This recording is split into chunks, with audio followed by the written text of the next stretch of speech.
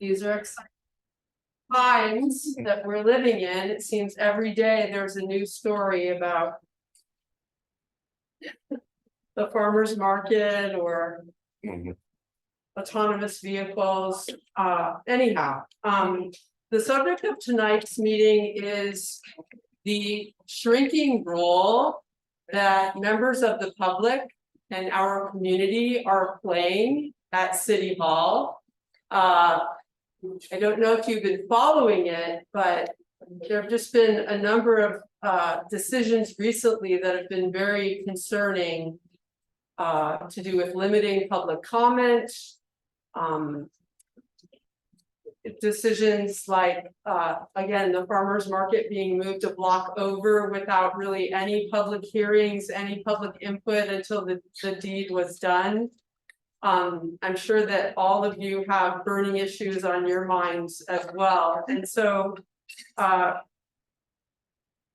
and John are going to talk to us about their perspective on what's going on in San Francisco in our government. And take it away, gentlemen. All right. I don't know how we're going to do this, but I am going to say in advance that I only have till 7:45. So maybe I'll start off with a few comments, and then you can make a few comments, and then you can answer questions. Yeah, and then we can answer questions. Okay, I'm going to stand up because that way I can see you all. And I'm going to move over here so I have some light. Can everybody see me? Yeah. Okay, so the first thing I want to say is that what's going on right now in San Francisco is we're hearing a lot of talk about how the mayor is extreme. Right. Now, why are we hearing this? We're hearing this in part because the mayor's poll numbers are very, very low, and she's flailing around. It's the same reason she's talking about attacking judges, and she's talking about the cops, and she's talking about arresting people for using drugs, not dealing drugs, using drugs, because they happen to be on the street as opposed to in the safety of their own home, where occasionally people use drugs. Anyway, the idea is the mayor isn't strong enough because she's got to blame somebody. And for a while, we blamed everything on Chesa Boudin. Right? Everything went wrong in San Francisco was the fault of Chesa Boudin. Okay? But then Chesa Boudin was recalled, and the mayor got her DA. And she's got her police chief. And she controls so much in the city now that all of the failures, she's looking around, it's like, oh, who am I going to blame now? So now we're going to blame the progressives. And we're going to say it's because the mayor doesn't have enough power to do whatever she wants. In fact, her chief of staff told me not long ago, things were so great during the pandemic. Actually, things weren't great during the pandemic, but things were great during the pandemic because the mayor had emergency powers. I could do anything she wanted. She used those emergency powers, among other things, to not allow homeless people to live in hotel rooms that the board had allocated money for, but we'll set that aside. Okay, so the new enemy is progressive San Francisco and the fact that the mayor doesn't have enough power. Never mind that the mayor of San Francisco is one of the strongest mayors of any city in the United States. The mayor has a lot more power than most mayors do, but that's okay. It's not enough. So what are we going to do about that? Well, the first thing that she's talking about is, and then again, Sean Ellsberg, her chief of staff, warned me about a few months ago, is we got to get rid of all these commissions. Okay. All these commissions are a pain. They get in the way of the mayor's authority to do whatever she wants. We need her to be able to fire department heads. But wait a minute, she already does that. Or she doesn't. The reason that there are department heads who are incompetent is not because the mayor can't fire them, but because the mayor has chosen not to fire them. Set that aside for a second. Get rid of these commissions because the process to do everything takes too long. And they get in the way of efficient government. So Supervisor Mendenman has introduced a charter amendment that would allow the mayor, would first of all, once again, allow there to be deputy mayors. Now, some of you are old enough to remember, as I am, back in the day when Art Agnos was mayor and decided to appoint a, quote, cabinet-style government. And he had 8 people who had the title of deputy mayor for housing, deputy mayor for this, deputy mayor for that. They were paid more than assistants to the mayor, although the actual cost of the mayor's office went down. This got some of the conservatives like Tom Shea Sr. in a tizzy, and a ballot measure was passed that eliminated the position of deputy mayor. That goes in the category of who cares. Right? Who cares what the title is, whether there's deputy mayor? So it would allow there to be deputy mayors again. I guess Sean Ellsburn would then be deputy mayor and chief of staff as opposed to just chief of staff. Right? The more important thing is eliminating commissions and commissioners, which eliminates, obviously, public participation and also public input into decision making. Right? The reason that we have in the past tried to encourage more commissions. I mean, back in the day, we didn't have a health commission. The Department of Public Health was under the old chief administrative officer, and there was no health commission. You couldn't complain. You couldn't go. We've recently had a commission on homelessness because the Department of Homelessness, there was no place you could go for citizen input. There's no place that you could go to a hearing and say, this department is being run badly and here's what we need to do. But designed to eliminate commissions and therefore eliminate public participation in government, both as commissioners and as members of the public who participate. Would also eliminate the ability of the Board of Supervisors with 4 signatures to put things on the ballot. And this goes kind of to, we also eliminate the ability of the mayor to do. This kind of goes back to something that Calvin talks about all the time. Like, why are we against elections? Why are we against having direct democracy things on the ballot? But presumably 4 supervisors can put things on the ballot that would annoy the mayor and sometimes they pass. Right? So I'm just going to tell a quick story on this. Why this is important. So back in 1986, some of you may remember, a group of activists, including some people in this room, gathered signatures to put something on the ballot, which essentially changed the way city planning operates in the city. At the time, we were talking about limiting the amount of high-rise office space, but it also includes a lot of things. It includes a lot of priority policies that, by the way, the city's housing element is probably in violation. But set that aside. This was a really important measure to stop the planning department and the mayor from continuing what we call the monetization. The city attorney's office, after the signatures, found some loophole law and said, you know what? This wasn't properly done. And it wasn't properly done because you were following county election law and not city election. And Sue Hester, who was doing the legal work on this, said, wait a minute. Back then, we had not a city department of elections, we had a county register of voters. So we're supposed to follow county election. At any rate, the city attorney's office, pretending to be Rosebird in the Supreme Court, essentially said Prop M is not going to be in the ballot. All those signatures are not valid. But we kind of had a whole card, which is we didn't have a majority on the board of supervisors. But if we really stretched, we could count it. And so, because the city attorney's office had frustrated this, 4 supervisors, and I know 3 of them. It was Harry Britt, Nancy Walker, and Doris Ford. Who was the 4th? I'm guessing.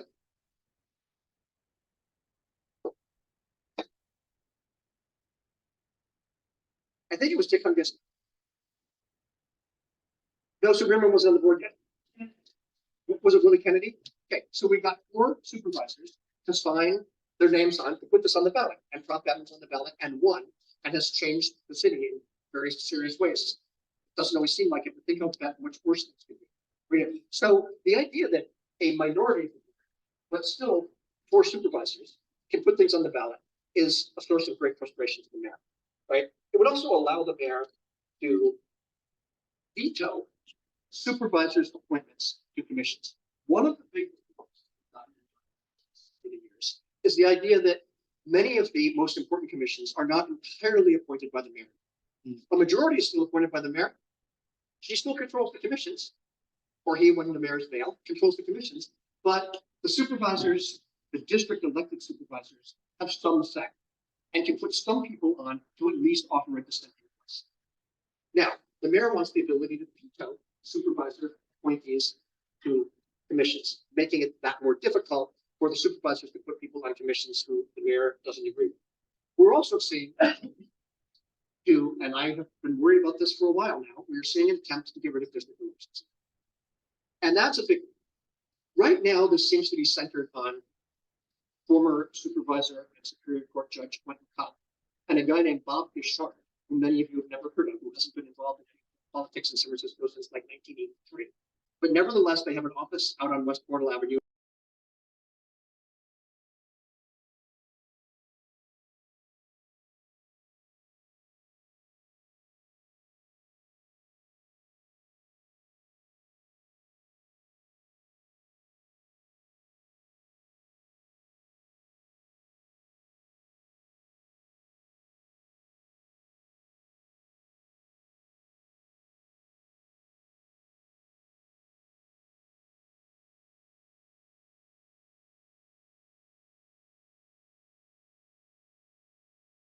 is about very clearly is an attempt to make it easier for big real estate and big tech to run the city. District elections, it's all about money.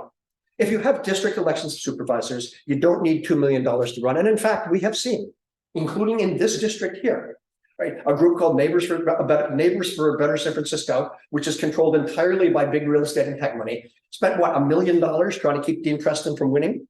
They spent $2 million overall to stop Dean Preston and Connie Chan, like progressives, from getting on the board of supervisors, and they failed. They succeeded in my district. They succeeded in your district, yes. In other districts, they failed, right? But move that citywide,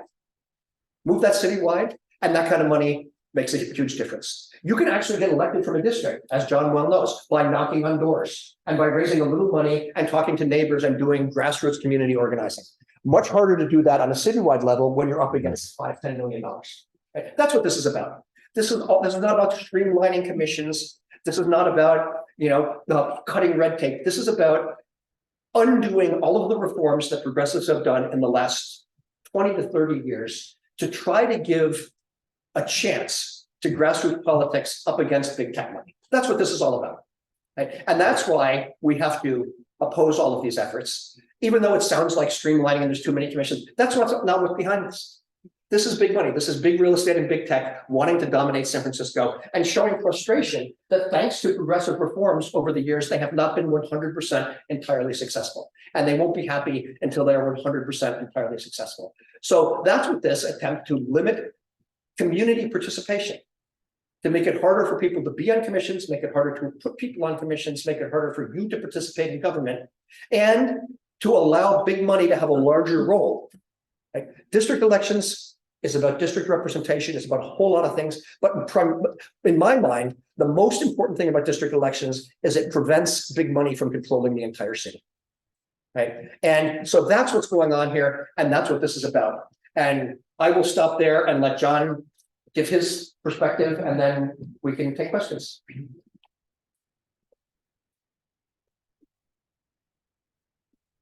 gonna sit down, actually.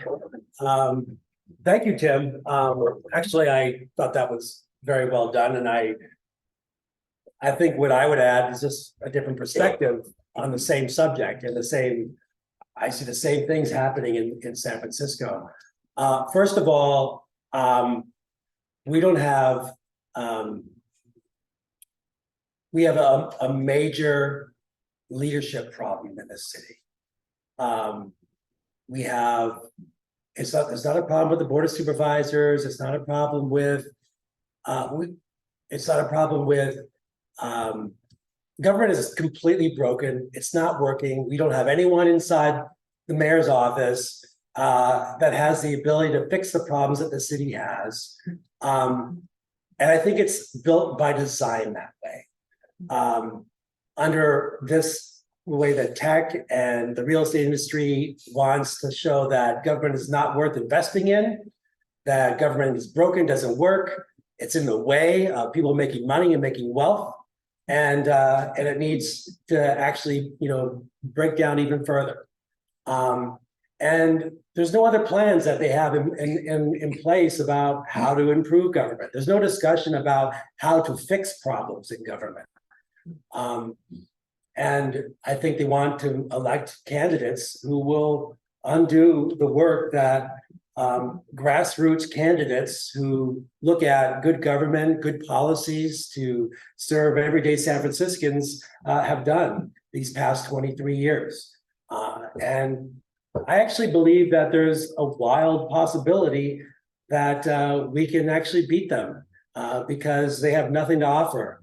And I think we have a lot of the work that we've done has been putting Prop M on the ballot in the 1980s was about how do we safeguard the city that we grew up in? How do we safeguard the city that we love? How do we make sure that we can live to the aspirations of St. Francis and not of Imperial Rome under martial law, which is what we're headed towards.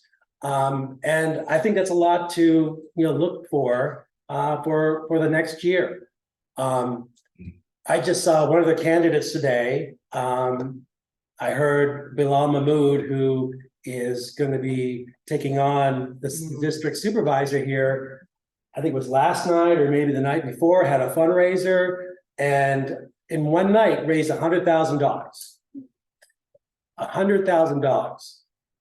I'm sure that no one in this room contributed to that. I'm sure you don't know any of your neighbors who contributed to that. But a significant number of people contributed, and they can only contribute a maximum of $500 each. So you can do the math and you can see how numerous that was. It's wealth trying to take over the city and make the city in their light. What are their plans moving forward? How do they want to remake this city? Is it just about deregulation? Is it just about building market rate housing? Let's look at the past 15 years that we've seen, or maybe the past 10 years that we've seen the longest economic growth that we've seen in this city. We saw San Francisco build more units than I've ever seen being built in that period of time. And the time I got here in 1989, we saw our homelessness crisis increase. We saw the manifestations of poor people on the street increase. We saw a fentanyl crisis, a behavioral health crisis increase. We had all the money and the wealth to be able to build housing and deny people access to housing. We had the ability to actually grow our city budget and create a budget that actually would serve the conditions on our street and would provide the behavioral health care that's needed, could provide the opportunities for jobs and resources and education that our public needs, and that was all squandered. And now looking forward, there's no strategy about, when our economy does recover, how we're going to, make sure that it's built in a way that we can serve all those people. No, we're actually now making the greater investments into our policing. What was really heinous about our leadership last year when it came, or this year, early this year, when it came to the police department, was they wanted to give more money to. There was a supplemental appropriation to give $50 million in overtime money to the police department. $25 million of that was from the police department not being able to hire enough officers. So they took that savings from not hiring officers and put that into overtime. They needed a supplemental appropriation for the board to approve to move that money. But they also took $25 million from the general fund reserve and moved that to policing as well. I did not hear any conversation about training officers. I did not hear any conversation about how do we make sure that we have officers who are trained in community policing, in de-escalation, and understanding how to work with people who have behavioral health crises, and understand how to build relationships with neighbors. How do you deploy officers efficiently? There was no conversation about that whatsoever. And accompanying this supplemental appropriation was a contract with the Police Officers Association that gave them a 7% raise every year and gave them retention bonuses. After several years, you get a retention bonus that would increase your pay dramatically. That blew out our budget entirely. And now and everyone knew we had a budget deficit looming because the big cash cow for San Francisco is all the commercial office buildings downtown. We knew we had a crisis coming, and we squandered our effort to be able to actually provide the health and human services, the housing, supportive housing services, the community development services that have made this city the hallmark that it is. We denied all of that so we can pay our officers to actually, impose martial law on the poorest people in San Francisco. This is our leadership right now in this country, in this city, and it reflects our leadership in this country. And it was taken from the top levels of the Democratic Party has decided that they are the anti-Trump party and nothing else. We have, it took us 2 years to get the Inflation Reduction Act passed, maybe a year and a half. It's insufficient, it's slow, and it could get overturned. And it took pulling teeth to get that done at the congressional level with Manchin and Sinema in that place. And so places like San Francisco that are densely populated, that have in tremendous needs, but tremendous opportunities that need investment from all levels of government, we're left to manage on our own under terrible leadership. And I have to also say I'm very unwell right now. I'm sick at heart and I'm grieving tremendously for what's happening in the world, and what's happening in Israel, Palestine. And we are seeing our future squandered there as well. And we're seeing the most terrible bloodshed that's happening on all sides. And we're all forced to conform to this unilateral vision of control and thought crime and thought control, to actually align with this. And it goes down all the way down to our way that we structure our city and then make our investments in police officers. It's all part of the same way that we control our population. And San Francisco has finally shown that it is not immune to it. So the antidote is being in this room together. The antidote is actually standing for love. The antidote is, how do we build a city that really truly aspires to be the St. Francis it was named for? And I believe we can win on that. I truly believe that when it comes to next year and how we orient ourselves, and people understood that a Bilal Mahmoud is bankrolled by billionaires and tech bros and the real estate sector, and doesn't stand for us. But who stands for us? I think we have a chance. But we need to actually the existing leadership in San Francisco to actually practice some good governance.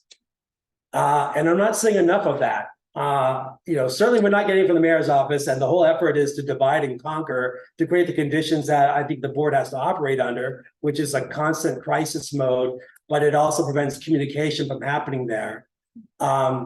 I hear that Supervisor Aaron Peskin could be looking at running for mayor, and I think that could be a good thing. And I want to encourage all of us to encourage him to find the time to connect with his colleagues to be able to come up with a plan and a strategy together that can align us on what it means to actually govern well in this city, what it means to actually take care of people, what it means to actually rebuild our economy from the present conditions for a future that works for everyone and not just the wealthiest people in the world. I think that's something that people would be moved to support.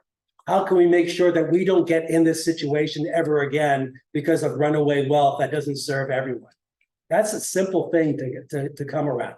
And I believe that as a city, that's what we can achieve again, to have those aspirations not ridiculed, and they should never be ridiculed as they have been by the wealthiest interests in this city. And again, I thought Tim summed it up really well. We have a crisis of democracy here in this country, and we have a crisis of people not listening to one another in this country. We have a crisis of people not recognizing one another's humanity in this city, in this country. And the antidote is that we need to organize and we need to fight alongside one another to ask for a world that's much better than what we have here today. I work at the Council of Community Housing Organizations. We're a coalition of 22 community-based housing organizations and housing preservation organizations and tenant protection organizations. And we have significant, measures that we want to win next year. And we actually I believe, and sometimes it's hard to say this in a room with our housing organizations, but I believe we need to rebuild our entire way that we actually build housing in San Francisco. My former colleague Fernando Marti yesterday or a couple of days ago talked about at the Chronicles Next City event about creating this whole new financial structure for building workforce housing that I think is actually brilliant. I don't see enough talk about how we rebuild our public institutions to serve the public better, to make our communities safer. We're just talking about throwing gasoline on the fire instead by hiring more police officers. So it really it's a work of imagination. So under Fernando Marti's plan, it's we have the Board of Supervisors actually has the ability to pass what's called revenue bonds, not geo bonds, but revenue bonds that which can be tied to a source of revenue that's consistently paid. For instance, the Public Utilities Commission has rebuilt the entire water system from Hetch Hetchy all the way to your faucet, and now is working on the sewer system all the way out to the bay with revenue bonds. That's ratepayer based. You pay a rate for that, but you get water. That's actually the cleanest water in California, if not in the country. That is mass delivered. I won't go into all the things that took into building the dam, and that was a whole political and engineering and probably corruption marvel, but that was years ago. Well, you can do this in the right way by looking at how revenue bonds based on rental income could actually pay back the building of housing, the construction of housing in San Francisco. Sometimes it's very hard for housing organizations who rely on the munificence of a temperamental mayor to provide resources for housing construction. But if you actually have a public bank entity that's owned by the public and not by the mayor, that actually has the ability to issue revenue bonds or tap into revenue bonds to be a source to receive revenue bonds, you're creating these structures that actually bypass all of that. And if the tech bros and the real estate sector wants to eliminate commissions, well, they won't be able to eliminate a publicly owned bank that's owned by the public because there's too much invested in that to happen.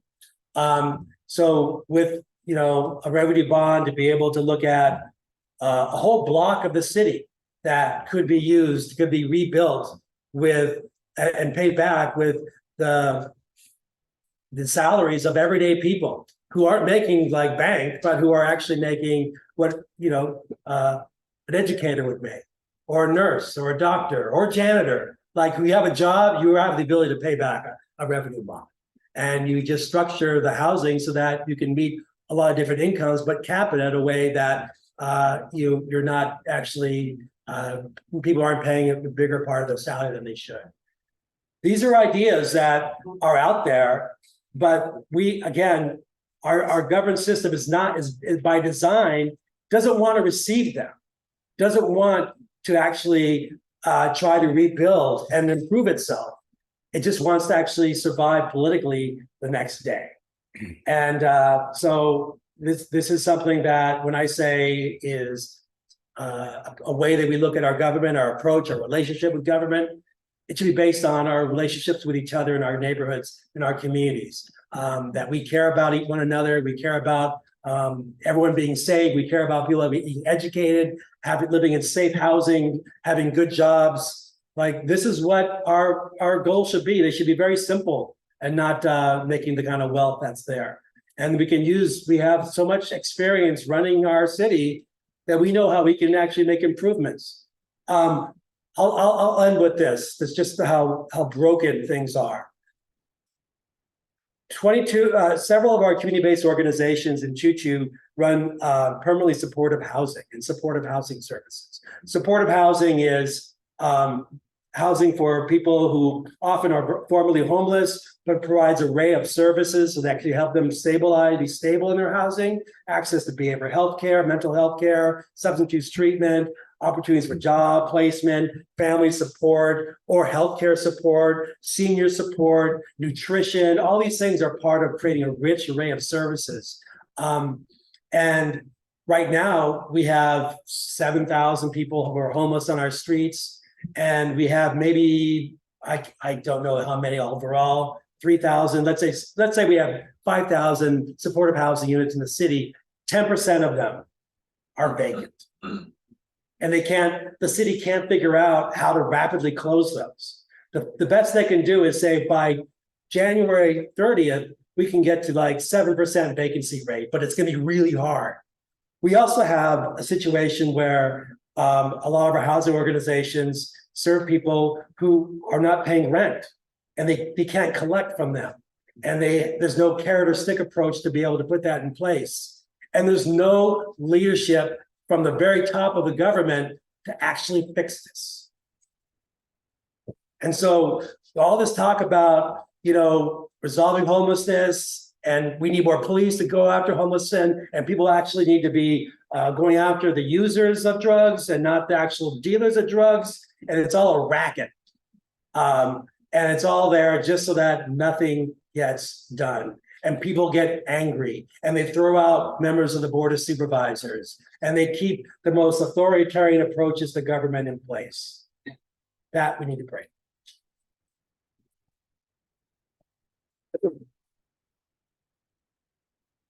I've got about 7 minutes if people have questions, and I don't know how long John has. I could go to 8. 8 minutes. No, I've got, I'm sorry, I just have another thing I have to do tonight, so I have to leave about 1:15. Anybody have questions for either of us? I have a question. Yeah. So in this very strange time, where the Teflon mayor just is accountable to no one, the money's there, you get a unanimous vote to spend the money on something, but she still doesn't fund. What is the role of audits? Like audits called for by the supervisors to show, like the recent. Homelessness. Yeah. Yes, and I mean, is that useful to have, it's data driven? Well, I think they have been very useful in the past. I think there are too many though, because then they all become nil if there's so many of them. Right. But there's some that have been really successful over the years. I remember an audit that Tom Amiano had done about billing within the Department of Public Health that resulted in millions of dollars in back bill charges that weren't made to come back to the Department of Health. So there's really some looking at audits to make government work better and more efficiently, to bring in greater resources that were not accounted for, to be able to investigate those things. Because the spin is the spin, but the audit, like the results of the audit by the city analyst or whatever, I know it's not sexy, but it's sexy, that's important if it gets attention. The Cron, who loves bashing the city in general and saying that the city doesn't know how to do anything well, jumped on the homelessness, so we can't even do that right. They didn't say the mayor can't even do it right. They said the city can't even do it right. If the audits are, if it gets media attention and people pay attention to this, there are so many reports that I read that are generated by audits by the Board of Supervisors, budget analysts, right? By the controller's office, and no one reads them. Actually, I think there's a difference between, in terms of how they're regarded by the mayor's office and by even the Chronicle.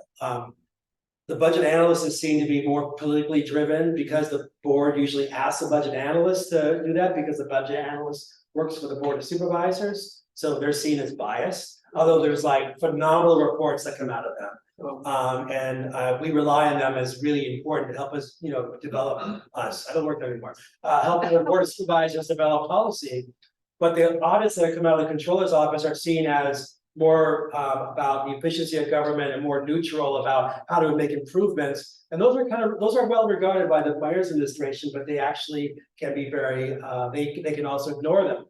And I think it comes down to that point, like Ben Rosenfield, who I worked with at the Board of Supervisors, he's the controller of San Francisco. There was a city attorney that we had there for 50 years. His name was Buck Delventhal. He was like the heart and soul and ethics of the city attorney's office. And he was just an amazing man who helped to shape a foundation that was ethical for I believe, City Hall, that was a guidance for a lot of people, the mayor and the board of supervisors. He passed away in 2019 or 2020. Ben Rosenfield's resigning. And he has the same level of status as Buck Delvin. He's resigning from the city and county of San Francisco. He says it's because he's turning 50 and he's been there for a long time. He has been so essential to actually bring people together to actually compromise and work together on passing budgets, on deciding how the city should proceed. He's fixed so many incredible problems, financial problems in the city, is leaving. And who's going to replace him? A mayoral. Whoever the appointee. mayor appoints. Yeah, mayoral appointee. She doesn't have enough power. So what's the answer? Elect a new mayor, right? I mean, that's obviously part of it. Yeah, You know, that's obviously part of it. but that's also our side can say, look, you know, we lost this great public servant who retired. We don't know exactly why, but in our darkest hours since like 2009, 2010, when our budget's like is in shambles. We need this person and we have no one but a hack. Mhm. And the mayor appointed this person. And the mayor's leadership is what drove this person out to the detriment of the entire city. That's what's happening right now. That's what we worry about. Yeah. These problems, we're talking to ourselves in small rooms, few people. You put out a great piece of journalism. Used to be on the streets. How do we expand this consciousness to the of San Francisco? Well, you have asked one of the most important questions on my mind, and I'm not going to be able to spend 15 minutes answering it, but because I only have a few more minutes, but that's the challenge. We have lost the media narrative in San Francisco. We've lost the media narrative on crime. We've lost the media narrative on housing. The Chronicle has, and the TV said the Chronicle, lots of people still read the Chronicle. I actually have a poll on this. I didn't think that was true. The Chronicle, lots of people still read the Chronicle, and it's still taken very seriously. We are losing that media narrative, and we have to turn that around. And, if I had $5 million, we could turn it around much more quickly. And I think part of it is funding and supporting local community media that is trying to do something different. And it's also about all of us understanding that we have to watch, understand, and fight against these media narratives that we're getting that are really a serious part of the problem. I mean, Chesapeake lost in part because of the Chronicle and local TV.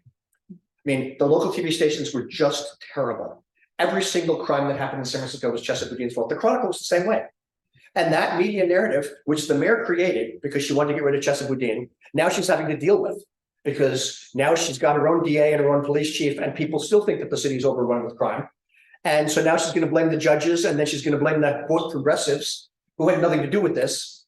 And I'm going to have to leave it there because I have to go at quarter up. But I really appreciate all of you coming and listening.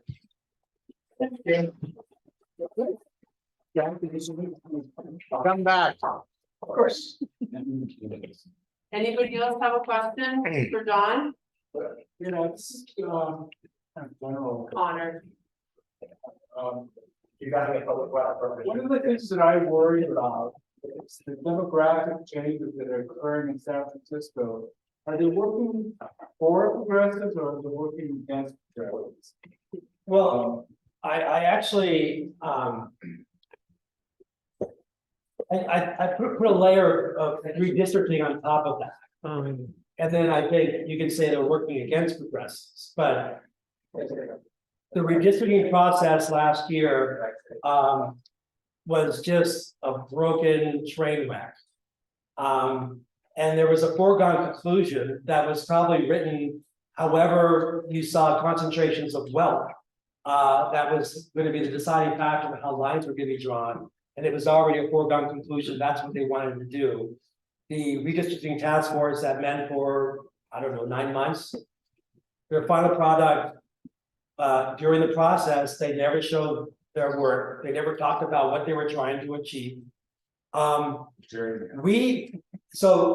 Powell, who was with the League of Pissed Off Voters, San Francisco Rising, we worked to actually show that based on the new census numbers, existing lines, that San Francisco could be redistricted, concentrating working class communities together and not breaking them apart the way they have been with this latest round, without changing the district lines the way they were changed. They actually kept keeping a lot of lines intact. But there were just these decisions that were made that were wanting to get the political result that they got, that were successful. And if you took part in the redistricting process, there were hours and like tens of hours a day toward the end of people trying to voice their concern to get that map to be heard by the city. And I remember reading something, is Calvin still here? That Calvin had written back in the mid 2000s or maybe the late 90s about all the development that was happening in the south of Market. And that development would create these demographic changes. And we were able to prove that it didn't have to actually create those line changes, that we could still create these concentrations of people who were dealing with housing insecurity all over the city. So we had like voting blocks in each of these districts that pretty much resemble what we have today. But that's what Calvin was right. It was because politically, that's what City Hall wanted to do.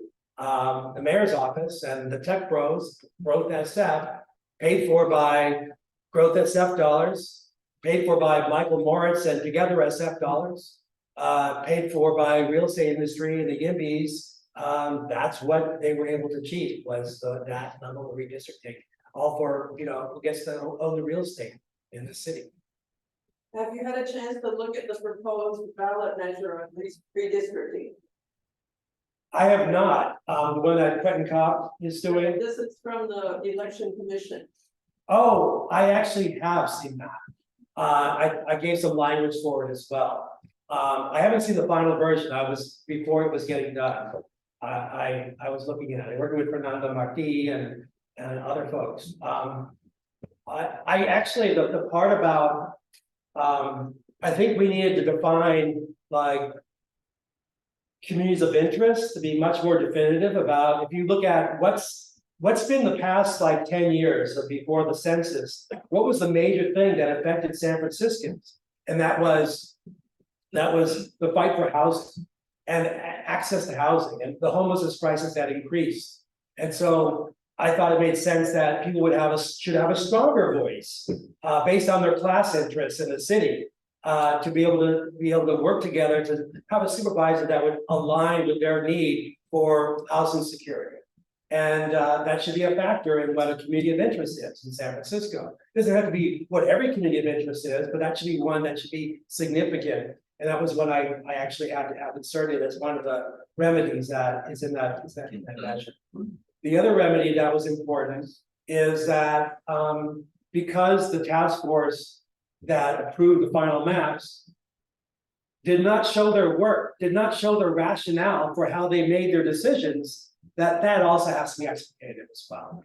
That has to be explained. The public needs to know why, how we're being had.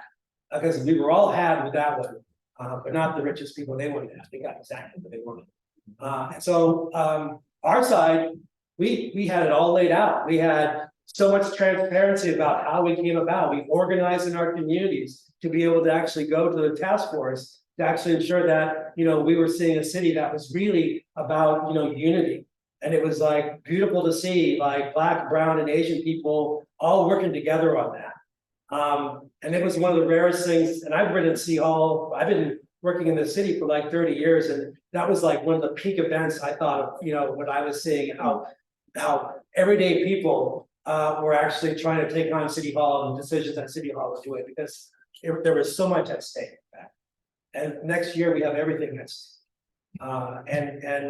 There's all these other things that are going to happen next year. We have a presidential election. We have a war that's going on. I believe this war is going to end Biden's effort to be president again. I think he's going to go the way of Lyndon B. Johnson, and it's going to say he's not going to run for office. We're going to see a lot of chaos, a lot of things open up, and it's a lot of ways for without people stepping in. And we could see London Breed decide not to run because her numbers are so bad. Like nothing's getting better.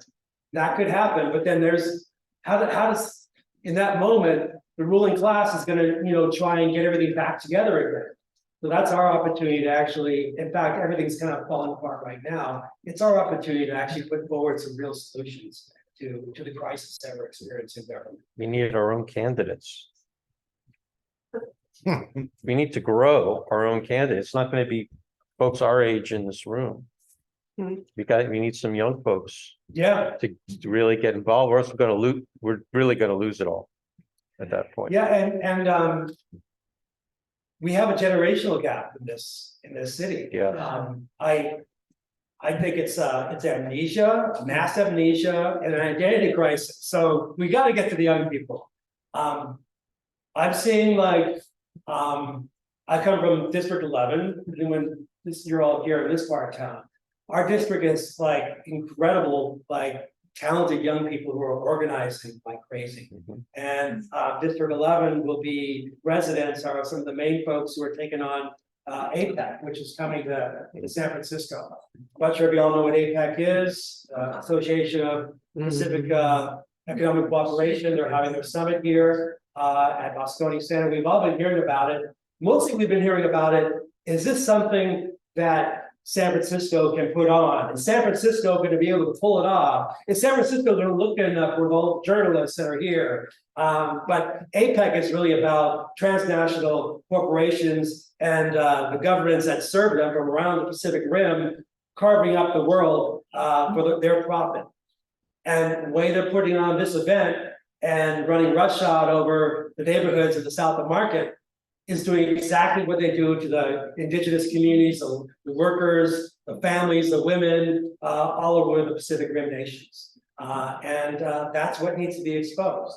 Our district is a big part of like that effort because we have a lot of Filipinos who live in District 11 and the South of Market. And their voices are going to be loud, and it's going to be families that are going to be heard. And I want to encourage you all, if you can make it, early Wednesday morning, the 15th, people will be assembling in the Powell Street area to try and block it from happening. We don't just want to block it, we want to expose to the rest of the world how the world is just being, the red carpet's being pulled out for people to actually make more money and rich off of our backs. And I'm excited to see young people being part of that effort. So it gives me a lot of great hope. It's gotta be WTO style, right? It's WTO, it's a mini WTO. And I think young people were a big part of the fight on redistricting. So we're not completely, how do we actually, how do we broaden that? And I think where we don't have the guardian the big guardian like we had before, Right. we have hella artists and hella community, hella musicians that are going to be necessary for a real movement to happen. Yeah. And 2024 has to be kind of a movement building year that actually can spark the imagination of how we can actually be better and get us off the cliff that we're on, not just in San Francisco, not just in California, but all over the world. Great. It's obeyaction.com. Okay, Any other questions? I think one last question or comment too, but you were talking about what's happening in Palestine, and then we also have what's happening with APEC coming here. Maybe if you could just like briefly talk about the importance of organizing locally in San Francisco and just the connection there is to that from like the more state, national and international struggles, that there's like some of the direct connections like with Palestine, that you drew some parallels of people basically dismiss the area being killed, displaced, pushed off. And then you have actual like police in the United States trained by the IDF in Israel, so there's those like direct connections. But also you have like national like multinational corporations and like secret building there trying to control the election locally here in San Francisco who have those international interests. So maybe I don't know if you could just talk about like the importance of what the impact we have here locally and kind of I think with international things, it can it can get disconnected from. Yeah. What we're doing here locally.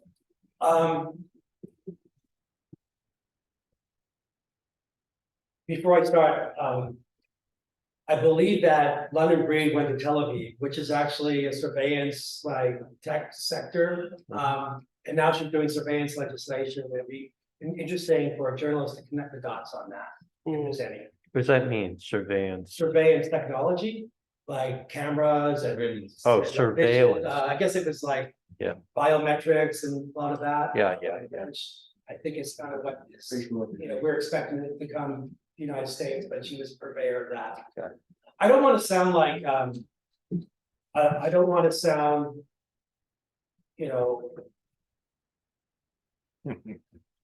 there are lots of nodes of power in the world. And the effort through the federal government, our military, our diplomatic efforts, our relationships all around the Middle East, to actually have this unilateral approach to bringing order to Israel-Palestine is a huge node that runs through our country. There are other nodes that might stretch to China, that might stretch to the Philippines, or that are towards Europe. There's some nodes that could be around, type of industry, the auto industry and this, but what we have in terms of maintaining the political order and the apartheid system in Israel creates a lot of creates an economy and a structure all of its own. And San Francisco is a huge base of that. And to be able to speak about having a more egalitarian society in Palestine and Israel is considered anti-Semitism and considered a thought crime. And yet we're seeing all over the world an explosion. DC, New York, Bay Area, every major city in this country has having mass demonstrations against this war. And they're totally filtered out of the mainstream media as if it's not happening. And people are unable to say the word genocide. And in our own neighborhoods here in the Noe Valley, there's a mural in front of a Palestinian man's home on 24th Street who is grief-stricken. And he's not allowed to have the word genocide on his mural in front of his house. There's all this work to control our thoughts, to control how we conceive of the world. And San Francisco is a major node of that. Our senator, Scott Wiener, has an issue with ethnic studies that actually teaches against Zionism. It actually tries to explain what Zionism is. Zionism is a way of structuring the state of Israel as a Jewish state that is a Jewish homeland that actually does not offer the same privileges and citizenry of people who are Palestinian. And that is something that has been a contributing factor to the war that we're in right now. So what does our senator do? There are school districts around the state that actually have a ethnic studies curriculum that discusses Zionism. And he's asked for the people who actually serve build that curriculum to have their contracts. He's calling up school districts around the country to do that. This is how power works under this controlled system of government. You could have people do it from a Zionist perspective. You could have people do it from the text perspective. People do it from the real estate perspective as it comes with the YIMBYs. To actually think that housing should be affordable and rent restricted is a thought crime to the YIMBY crowd. Why do we have to build these binary systems like that? Well, they're systems of control is what they are. And that's what we find ourselves immersed in. So the more we listen to one another, the more we actually speak up, the more we take control of our media, or get in front of them the images that actually explain better how the world is shaped, is I think what we can do to assert our power in that arena. I'm not sure I even answered your question, but I think Yeah. There's an article today in the Chronicle about pushing for these cameras to be all turned on all over the city. So there's a huge fight about identity, privacy invasions right now going on. And the Chronicle ran a peculiar comment that Peskin was buying into this. Yeah, I worry about, I worry about people on that who represent us, who are close to politically get sucked into the cultural war. It's a cultural war. It's not fixing anything. It's just like, this is gonna provide some sense of safety. Maybe it's a solution. I actually think that there's so many attacks happening on us that we have to kind of choose our battles to be what's most effective. Like, I don't know if we can actually like stop, the mass media from suckering us all into like accepting surveillance technology that is based on biometrics. Like, I don't know if that's something we can do. I mean, I think it'd be good to challenge that, but can we be successful? What about, the mass part of our budget that's going into policing? Would it be better to focus on that instead? They're I mean, connected. They are connected, but can we Very. make that connection when there's a decision being made, right now about this, when this is a more minor issue, and we have to fight everything on this? We're always just pressed for time, and all we do. Surveillance is. I'm not saying we don't like oppose surveillance. I don't but, think surveillance is a like, minor issue. how do we use our scant resources, energy? I'm exhausted right now. I'm literally exhausted right now. I'm on fumes with all the things that are coming at us right now. But yeah, I agree, it's messed up, and I don't know how we can achieve all the things that were coming at us, to fend off all the things that are coming at us. Speaking of surveillance, it was, I don't know, 5-6 years ago, just a few years before the pandemic, we had a big issue about having cameras in intersections. Yes. Just, a single camera pointing down that's very, very high, but in intersections. And that was a really big deal. So having this come in the way it is, plus with everything that happened with Google Maps, where they had to start blurring people's faces, there's a big requirement for that whole thing. Yeah, that's not gonna happen. It's totally frightening. It is. And don't get me wrong, I think it could be a good thing to fight against. Like, I just don't know how we're gonna put all my resources into that when I have all these other things I'm trying to find or try to create, Right. It's relentless. And but I think we gotta have each other's backs to be able to help keep fuel and. Well, they want to do it like they do in London. What's that? London is completely cameraed everywhere you go. It's just cameras everywhere. And China. Oh, in China too, right? It's like Minority Report. Yes, it is, exactly. Orwellian, Yeah. Yeah, or it's very Orwellian. Yeah, exactly. well. Down motion. In and out, so. Back closer to home, in particular Choo-Choo. Approximately how many, do you have any idea off the top of your head, just how many units might still be available with the Oasis to be bought in small old motels and permanent housing? How many can be? Yeah, just a number, kind of ballpark number. What's out there? I don't know, 1,000 units, 2,000 units?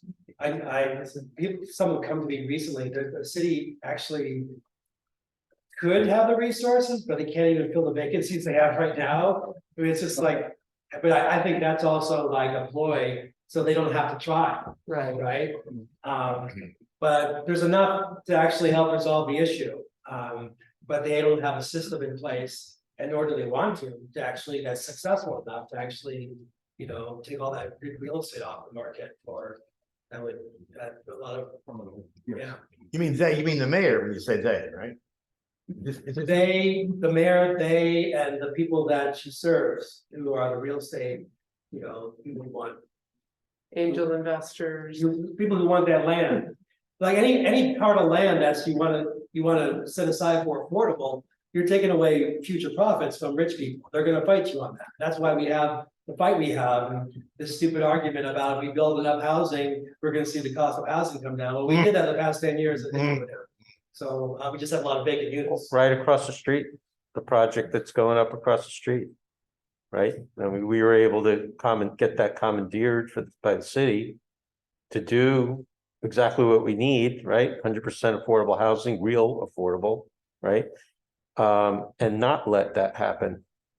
And so we've been talking about land banking a lot. It only took us 5 years of like sweat equity Yeah. to not take no for an answer, but Yeah, it's all the mayor ever said. and you know what? This is like, these things are like triumphs, Yeah. right? What a triumph that is to do.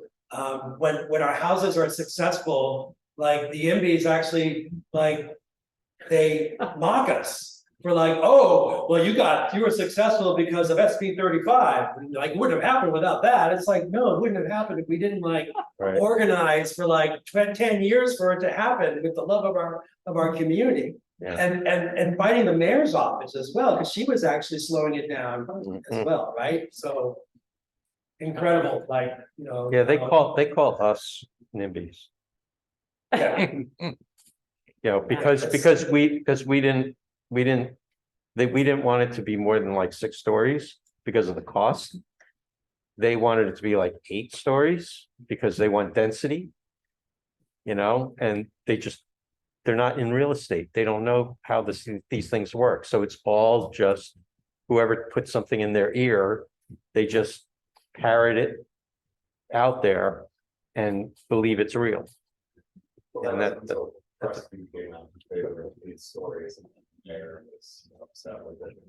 Sorry to hear it. Sorry. he said the mayor the mayor came out. Who was it? Dean came out, he wanted 8 stories, but the mayor didn't want 6. I mean, Mayor- Preston was smart, right? All they did was. That was a political- 8 stories, and so we basically shut them up. Okay, story. Yeah. Going for 8 stories affordable housing, Right. and the mayor started like saying, oh, well, it's gonna be too This expensive. reverse psychology. But it worked. It worked, We got yes. we got the 8. We got the 6. Oh, sorry. Yeah, we didn't want the 8. It would have cost double. Public bank. Never been built. Public bank, yeah, public bank. Yeah, the public bank has been, I thought it was 6. there's been a really great report from the public bank that's actually settled up on what a governance structure I don't know could if be. maybe it was- Look at maybe a it was process of 10, creating a public and not- bank. To get like an actual bank, and what they're talking about, when they talk about a public bank, their vision is not a deposit bank we use, a retail bank, but a bank that's actually able to like resource like municipal finance agencies or credit unions that can enable that kind of lending out to the community or directly to groups. Where can we find that report? It's the Board of Supervisors, Dean Preston's sponsored legislation. I can just send me an email, and I can get it to you. So that was approved in July, I believe, by the Board of Supervisors, years in the making. And but it envisions the creation of a bridge to the public bank called the Municipal Finance Corporation, which could be created as early as next year. There's an effort to have like a governance structure that's separate from the typical way that appointments are made to commissions. That is more publicly owned, where there isn't a single like elected official that has, you know, major control through the appointments. That's gonna be hard to pass. So for the public bank, but for the municipal finance agency, probably the mayor will have the chance to build that. So that could get in place as of next year. And we're hoping to have it in place so that by next year, there should be inflation. The Inflationary Reduction Act has a subset that is called green financing or a green bank that could fund the municipal finance agency as a bridge to a public bank. So we want to be able to get that entity set up as a municipal finance corporation next year, so it could be ready to receive green financing that could be used for housing preservation, electrification. Perhaps it could have ability to actually issue revenue bonds or receive them to issue out to run more preservation and production work of housing. It's gonna have to build slowly, but it's something that has already taken 10 years. We just need to make sure it's something that could be useful and productive years down the line, and this is the first step for it. There's one other thing I wanted to say about that. Dean has been really great on moving that forward. What I wanted to say is, because it's gonna be owned by the public and not owned by the city and not owned by the ruling class, we have to have a real strong public campaign for people to embrace it, to see it as a real tool that can enable our communities to be successful, to bring stability. And it's hard to convince people when the effects of what's happening right now in the world are so, distraught and coming hard against us. But that's, I think, it's gonna be an exciting campaign that Chi-Chi will be part of next year, is doing that public education work across the city for public bank. That's exciting. So when we have the public bank, we're not gonna be able to walk in and open an account. It's not a place for people to have a bank account. It's not gonna start off that way. What it would do is probably fund and resource, credit unions where you could do that. And I think its power is not gonna be that you're gonna be banking there, but you're gonna be receiving like financial instruments that will help enable, community development work, climate change work, small business support, home ownership support, things of that sort. So it's good for the community, but it's not necessarily something an individual would use if they're not doing any of those things. I think that as an individual, you would benefit from your neighborhood being stabilized, having access. Like, if the bank itself could fund to your banking entity, if you're with the credit union, a way to you to access certain resources for making improvements to your home, making it more weatherproof, making, decarbonizing it, all those things could be possible. That's when we're looking at the public bank. One of the things looking at the public bank to do is to be an enabler of decarbonization in our homes and buildings. But it could also make other infrastructure investments as well. And it could combine with other tools to actually strengthen the overall effort of the city to provide that benefit. So nothing in and of itself can be a panacea, can be as comprehensive, but together they can work, complementary way to actually extend what's possible in the public realm. So is the public bank of necessity or intent progressive in its operation and what it does for the city? Or is that the wrong word to use? Everything you say sounds like it's progressively oriented. Yeah, I actually have tried to shy away from I think I'm radical. I think I'm actually one of the more progressive, former elected officials or elected officials in San Francisco. But I don't go around talking about it because I think that the fundamental issues are not necessarily described through the lens that people attach of progressivism. I would Too say yes. polarizing? Is it too polarizing to call it that? People make it polarizing, but I don't think it is polarizing, but I don't want to play into people's language about things. So I don't think it, I think people hear the word and then they just get turned off. So I'd rather approach it some other way. Yeah. Like, wouldn't you like to have a safe street? Wouldn't you like to have, not have to rely on the police all the time for public safety? Wouldn't it be great to have access to universal health care that you don't have to pay out of your pocket? Like, those are all progressive ideas, but I think it's better to hear the dream than to hear the word about what it is and label it. And the way the labels get misused and they're made to divide us. And, we want to make a cultural war out of the way we identify ourselves for the things that we believe in. I'd rather talk about the things we believe in and how we identify ourselves. One last question, and then I think we're gonna let John go. We have It's good to see you, Karen. Karen. This is a silly question. I just wondered, where did Fernando go? I didn't know he was gone, and did his housing issue get solved? Fernando Marquis worked at the Council of Community Housing Organizations where I overlapped with him for about a few months. He's teaching a class at USF. He's doing community graphics and teaching people how to do graphic work. He's also probably doing other consulting assignments that he's really enjoying. He just drafted this idea for, using revenue bonds as an infrastructure finance agency to be able to build housing. Like, he's still doing great work, and I talk with him, a lot. And his own housing? Is that? Oh, his housing, so he got an owner moving eviction like a couple of years ago, and he bought it. He lost, but he got a settlement, but he actually was able to get into a Habitat for Humanity house on Diamond Heights. And it's almost built, so he had a whole like community build effort around that. And he's doing really well, he's really happy, really excited. And the family's doing well, his son is doing well. That's good. It's great, they'll have a house, their own. Yeah. And who would deserve a house more than Fernando Martinez, right? So, Well, okay. okay. Thanks, John. Bill. Bye. See you in the streets. Yeah, thanks so much, John.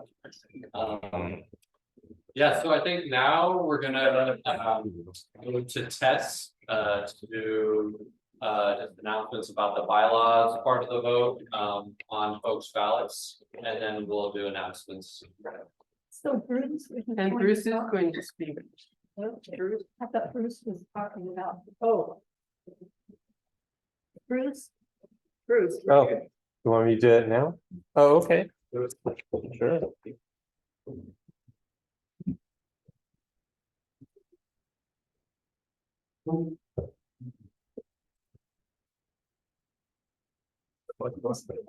I don't know, you brought it in, what's happening? It's very well. Oh, the camera, it's gonna be on camera. Bruce is gonna talk with us about the impact of the restrictions on public comments at hearings. Remote or call in or public comment. So as you know, the board of supervisors passed this recently, so there's no more, at least for the board of supervisors right now. There's no remote public comment as we enjoyed throughout the pandemic. And despite the senior and disability community, not just the representative organization, Senior Disability Action, but the general senior and disability community outside of that, or in addition to that, also feels the same way, that it was a wrong thing to do, that it's marginalizing, and that it's really was kind of a very crude way to cut out an entire population of people just because there were a few phone calls that people called in for that was offensive. And so as you know, I've been serving on the Sunshine Task Force for a long time. Recently announced my retirement, but as one of the last outgoing things that we could do, we voted unanimously to oppose it and wrote a very long letter opposing it. Didn't make any difference because they don't really respect community members trying to maintain access and transparency in our government. That's the way we feel on that task force. If I put my task force hat on, that's the way we feel about it. But so that we came up with some suggestions and ideas. And so because that's really what was needed. And we've heard from supervisors that they're open to it. And I had a few supervisors contact me about it privately. And I told them, some of what my ideas were. I told them I was opposed to it, told them they were wrong, and so one of the main ideas that I myself and others had was, if you really want to have true good public input, then and you want people to show up and not call in, then hold your meetings starting at 5 o'clock in the afternoon. Because that's when people are able to get their kids home or get home from work or maybe leave from work a little early, show up at the meeting, and probably by the time their item comes up will probably be after 6 o'clock anyway. Now, most municipalities in the state do that because they respect their community to have a voice, except for us. It doesn't work for seniors though. I understand that. So the other aspect of that is to allow people with disabilities and seniors, people who are physically unable to get to a meeting. To still be able to call in. Okay, so one of the other ways we suggested that could happen. Was to have people pre-register either their phone number or some way to identify themselves to the clerk. And the clerk, this would be kind of a confidential file. So that whoever's monitoring the meeting, when they see them, dial in, they'll recognize them, or they'll have a special code. Yeah. Or something like that. The So, clerk- yeah, the clerk's already doing that. Let me finish talking and then I'll tell you. The clerk's Let me already doing that. Let me Sure, finish sure. talking, okay? Clerk's already Let doing me that. finish. Yeah. Okay. So that would be another way to do it. So that way those people are pre-registered, they can call in every single time, they're kind of pre-qualified, that kind of thing. That was another way to do it. The third way to do it was to use technology by tracking where these phone calls are coming from. So if somebody calls in offensive language, they can block them and actually see the phone number and then be able to use the technology to continue to block them. Even if they were to pick up a different phone, at least they'd be able to find out maybe where they were geographically. Okay. Then the fourth thing is what we do at the Sunshine Task Force all the time. So we've always allowed remote access. Okay, and because we're kind of a quasi judicial body, the part that we allow anonymous parties, like a complainant, and because maybe they have some fear of retaliation. It could be a complainant, it could be even a city worker, and maybe they want to not expose themselves. So we allow them to call in. So if anybody were to be offensive in any kind of way, one, we have a decorum statement and a rule, and we announce it at every single meeting that we won't tolerate it. Okay, and if they do, then we will. Somebody can just call out decorum, and then they will be muted or removed from the room. And we still hear the case because the case is ours. It's not theirs anymore once they bring it into our chambers, so to speak.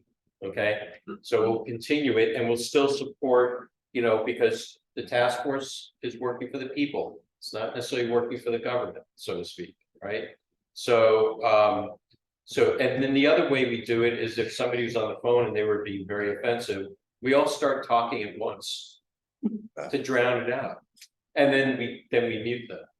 And then that's it. So nobody really ever gets to hear the full missive, whatever they're saying.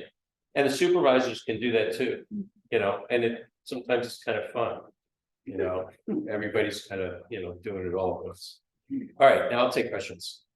Nick, you were first. Yeah, so, okay, I haven't tried it, but I talked to the clerk's office and they say they are doing this pre-screening procedure. I don't like it, I haven't used it, but they say that is, if you pre-register. But only if you have a disability. I'm sorry? Only if you have a disability. Right, but how do they know? They do it by the honor system, Right, okay, pretty much. But, the number of people who do that are generally, they feel pretty honest in doing it, so nobody's abusing it. So they'll let you do it if you call in and say, hey, I have a disability, I can't make it. That includes seniors who may not identify with having a disability, but may have difficulty. do you believe it's ethical? I mean, who decides? That's not for me to say, whether it's necessarily ethical or not, per se. The question is does it provide additional access for people to be able to attend? The meeting? Of course, I wish that would happen. I have not seen that advertised. I would not know what to do in order to take advantage of that. Exactly. To me, that speaks So that's that. mountains of their. So the statement was, that's not been advertised, that people can call in and kind of pre-qualify if they have a disability and they can't make it. Supervisors will allow you to do remote, but you have to call in and it's not well advertised. And all I would say is call the clerk, tell the clerk that you want to attend the meeting remotely, And then they'll give you the whole, instruction on how it works. And you have to do that 24 hours before. the meeting. I don't know what the I time, think you- frame is. Hold on, we'll get it out. So. You and then, Beginning that there was not going to be an exception for seniors and people with disabilities, but now it sounds like you're saying. because Several times that there is going to be an exception. no, I was saying that when this was first introduced, they were not going to consider, and there was a big uproar from the senior disability community. So, they got a lot of pushback from it. And in fact, now they're saying, well, if you got some ideas, bring them to us and we'll consider them. Where before it was like, we're not hearing anybody. We don't care what you think. And that was really offensive to people, especially coming from the president of the board. People, a person we know who's been in this room, that we, trust and we like a lot. It's really hard to hear that from him. It really was, yeah. Yeah, I was wondering if texting participation. Set up a system where people participate auditorily with the meeting. And if they wanna make a comment, text a number and it would fall into a queue. And then somebody could read the statement that the person is making.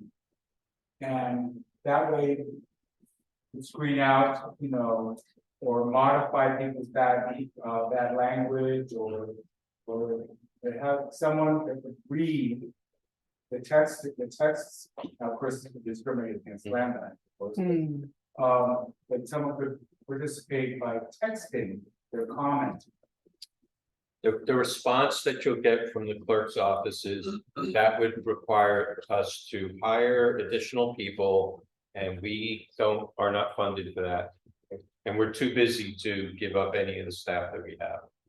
I already have a problem. Since I was chair of the Sunshine Task Force in 2016, I have been asking for additional days to have committee meetings and whatnot. They pigeonholed us into one Wednesday a month and like every other Tuesday at a very specific time. And we can't hold any special meetings unless we cancel one of our others because they don't want to give up. And and when we went to get more staff, they didn't support us. We wanted to get more staff so we wouldn't burden theirs. And there was no support for it. So that's kind of the mentality of what's going on right now. My question was. It seems like this is not a done deal. It's very herky jerky. It seems like it's not. It was That's a it. knee-jerk reaction. Yes, absolutely. And now they're hearing from people and so they're backtracking a bit. Yeah, they are. I mean, this is typically how this kind of works. It's kind of like you just do something. So now you've got your foot in the door and and then you fix it later. So now that they have it, are they going to repeal it? I think that would have to go to the ballot. And that's what it means. That's how the politics works here. And unfortunately, it's like even the folks that we like that are doing this, it's just really it's bad. It's a bad look. It's a bad profile. And what it also does, things that happen in San Francisco, people replicate, other places replicate all the time. Well, if they got away with it in San Francisco, then we'll get away with it here. Why? Because we don't have anybody at protests. So they can easily get away with it. Here, we won't put up with it. And we didn't put up with it, but they still did it anyway. Okay? So other places see how that works. They see how the public responds. If they're not going to get a big, huge response, then they'll just do it and the people will just, concede. More apathy. That's right, more apathy. Any other questions? Yeah. I listened to the rules committee when this, before you probably did too. Yeah. Every, like 40 people, Yeah. every single person, there wasn't one dissent. Everybody said we should not That's do right. this. So you're right, they are ignoring a huge part of our Yeah. community, You know, of our life here. I'll tell you, when you go on the federal level. And you go into a town hall meeting, a representative. They get their elected official that goes into a town hall meeting, when they see 1,000 people in the room. They multiply that by 10. Why? That's voters. Mhm. One person equals like 10 voters, right? That's the way they think. Nobody thinks that like that here. I don't know if you're right. Maybe not. We gotta I don't try get it. a sense that people here, they operate. I got elected and I can do whatever I want. I don't have to really pay attention. Why did Peskin do this? He's afraid of not, he doesn't want to run for mayor. I don't know about that Okay, person, whatever. but I'm saying in general, Yeah. Yeah. it's kind of a lot of what we've seen over the years. In the city, and it's from the perspective that I come from. With my sunshine lens and hat on, that's kind of how we see the world in that room. So, anyway, that's it. Thank you very much. Thank you. Now, Tess, come and talk to us. Okay, I'm going to talk briefly with you about the bylaws changes that all the members got in the mail. And I would like to remind everybody that if you work in within our boundaries,